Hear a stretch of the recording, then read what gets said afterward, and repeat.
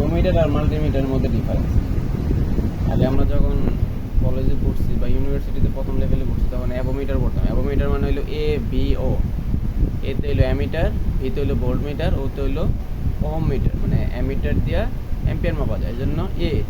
Voltmeter দিয়া voltage মাপা যায়, ওখান থেকে আসছে ভি। আর ওহম মিটার বা রেজিস্ট্যান্স মিটার যেটি বলি না কেন, ওটা দিয়ে মাপা যায় হইলো ওহম, এই জন্য AVO অ্যাভো।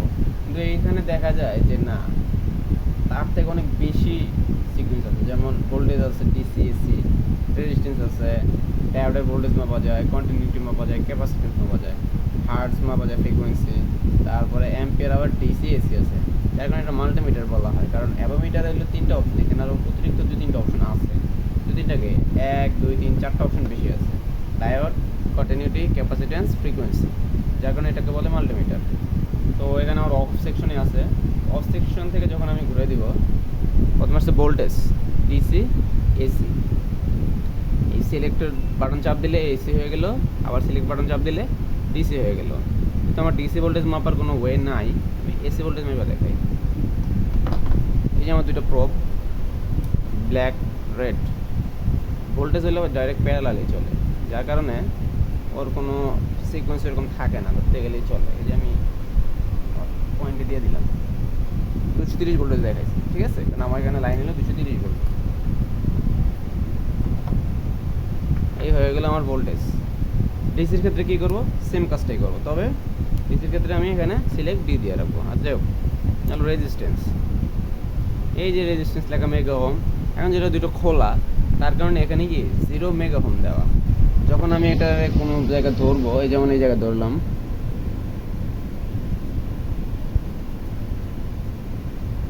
এখানে লেখা 182 মানে 1.8 কিলো হোম। আমার মিটারও কিন্তু তাই দেখাইতেছে, প্রায় 1.790 মানে 1.8-এর কাছাকাছি দেখাইতেছে। এরপর হইলো আমার ডায়োড, এই যে ডায়োড লেখা, ডায়োডের মধ্যে ধরলে কী হবে? ডায়োডের একটা নির্দিষ্ট ভোল্টেজ দেখায়। এই যে আমি একটা ডায়োডের মধ্যে ধরছি, আমার ভোল্টেজ দেখাইতেছে কি 0.435 ভোল্ট। এরপর আসে কি কন্টিনিউটি। কন্টিনিউটি মানে হলো যে নর্মালি কোনো তার বা কোনো কেবল যখন কন্টিনিউটি ঠিক আছে কি না, মানে এই প্রান্ত থেকে ওই প্রান্ত পর্যন্ত কানেকশন ঠিক আছে কি না, এটা দেখতে চাই, তখন এটা ধরা হয়। তো আমরা কী করবো? কন্টিনিউটি যদি আমার কোনো কেবল নাই এখন খোলা, এটা ধরে দেখা, এই যে ধরলাম, একটা বাজারের আওয়াজ আসতেছে, এই যে একটা আওয়াজ শোনা যেতেছে, কিন্তু এটাই হলো কন্টিনিউটি। যখন আমি একটা কেবলে ধরবো, দেখি এটা এটার মধ্যে আছে কিনা, মানে মেটাল না, এই যে এটাও মেটাল, যার কারণে এখানে ধরাতেও কি একটা আওয়াজ আসতেছে। এবার আসে ক্যাপাসিটেন্স। ক্যাপাসিটর হলো, যদি আমার খোলা ক্যাপাসিটর নাই, দেখি মান দেখায় কিনা। এরকম মান ধরে রাখলে তো নির্দিষ্ট সময় পর একটা মান দেখায়।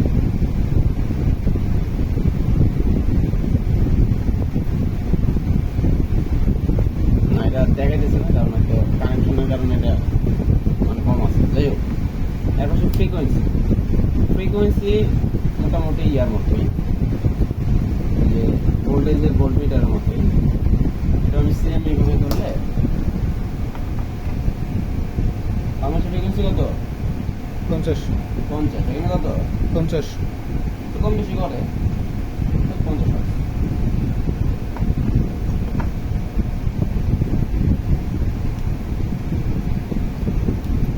তো ফ্রিকোয়েন্সি হয়ে গেল। এবার আসে হলো অ্যাম্পিয়ার।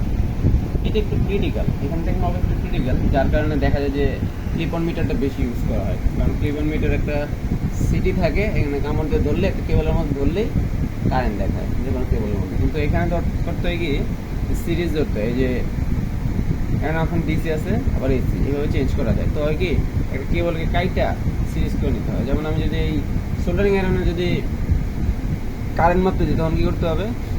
এটা যদি দুইটা তার আছে, একটা তারকে কাটতে হবে, কাইটা দুই প্রান্তে এটা ধরতে হবে, ধরলে তারপরে আমার কারেন্টটা শো করবে।